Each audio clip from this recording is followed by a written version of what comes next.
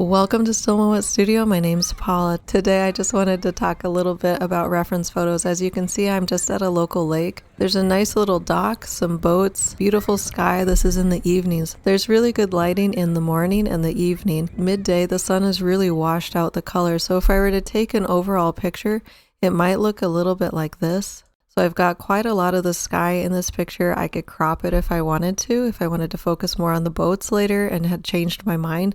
But I've got a lot of information in this and it's very dramatic and inviting. I do take a lot of different angles and images and I think about how do I want this to feel for the viewer.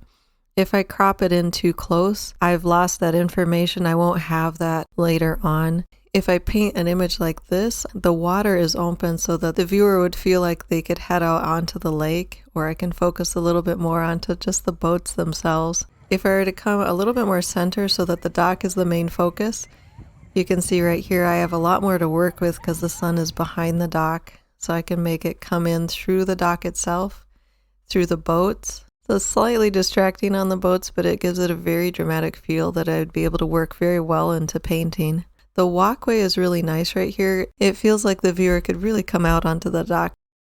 Here's the right-hand side. It's a lot less dramatic without the lighting.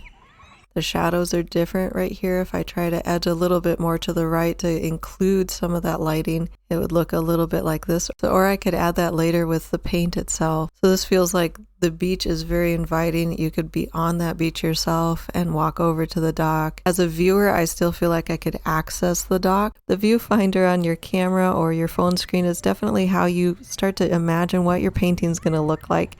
And you use that as how is my viewer going to see this? What's the foreground, the middle ground, and the background?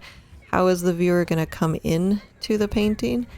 How are they going to interact with this painting when they see it? And you can start to imagine that right from taking the reference photo, right from the beginning. For me, I really try hard to use my own reference photos. About 95% of my paintings are from my own reference photos. And it's just one way I'm authentic to myself. I try really hard not to step on other artists' toes.